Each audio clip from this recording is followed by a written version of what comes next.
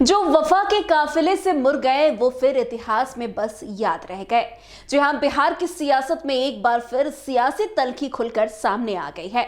Janata Dal United यानी कि JDU के भीतर चल रही वर्चस्व की लड़ाई के बीच पूर्व केंद्रीय मंत्री आरसीपी सिंह की पार्टी में वापसी को लेकर उड़ रही तमाम अटकलों पर केंद्रीय मंत्री ललन सिंह ने सख्त विराम लगा दिया है। दो टूक शब्दों में उन्होंने साफ कर दिया है कि जिन लोगों ने पार्टी की पीठ में छुरा घोंपा उनके लिए नीतीश कुमार की जेडीयू में अब कोई जगह नहीं है। बिहार की राजनीति में जनता दल यूनाइटेड यानी कि जेडीयू के भीतर चल रही अंतरकला एक बार फिर खुलकर सामने आ गई है। पूर्व केंद्रीय मंत्री आरसीपी सिंह की संभावित पार्टी वापसी को लेकर चल रही चर्चाओं के बीच केंद्रीय मंत्री ललन सिंह और जेडीयू के कद्दावर नेता माने जाने वाले ललन सिंह ने बेहद आक्रामक रुख अपनाते हुए साफ कर दिया है कि आरसीपी सिंह के लिए अब पार्टी के दरवाजे पूरी तरीके से बंद हो चुके हैं। उनके बयान ने न केवल इन अटकलों पर विराम लगा दिया है बल्कि जेडीयू के अंदरूनी शक्ति संतुलन की तस्वीर भी साफ कर दी है। आपको बता दें कि ललन सिंह ने जो है साल 2020 के विधानसभा चुनाव का हवाला देते हुए आरसीपी सिंह पर सीधा और तीखा हमला बोला। उन्होंने कहा कि जिन लोगों ने साजिश रचकर और भीतर घात करके पार्टी को कमजोर किया, जेडीयू के कार्यकर्ता उन्हें कभी माफ नहीं करेंगे। ललन सिंह के मुताबिक 2020 के चुनाव में जेडीयू का प्रदर्शन उम्मीदों के बिल्कुल उलट रहा और पार्टी महज 43 सीटों पर सिमट गई थी। इस नतीजे को पार्टी के भीतर आज भी एक बड़े राजनीतिक झटके के रूप में देखा जाता है।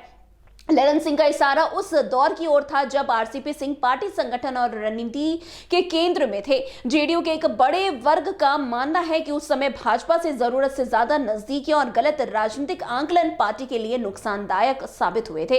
यही वजह है कि आज भी 2020 के चुनाव परिणामों की चर्चा होते ही आरसीपी सिंह का नाम विवाद के केंद्र में आ जाता है। वैसे पार्टी के संगठनात्मक ढांचे पर जोर देते हुए ललन सिंह ने साफ कहा कि जेडीयू किसी एक व्यक्ति की जागीर नहीं है। ये पार्टी उन लाखों समर्पित कार्यकर्ताओं की मेहनत और संघर्ष से बनी है जो गांव-गांव बूथ-बूथ पर पार्टी को खड़ा रखते हैं। उन्होंने दो टूक शब्दों में कहा कि जेडीयू कार्यकर्ताओं की पार्टी है और ना कि उन लोगों की जो अपने व्यक्तिगत स्वार्थ के लिए संगठन को कमजोर करते हैं। ऐसे लोगों की वापसी का सवाल ही पैदा नहीं होता।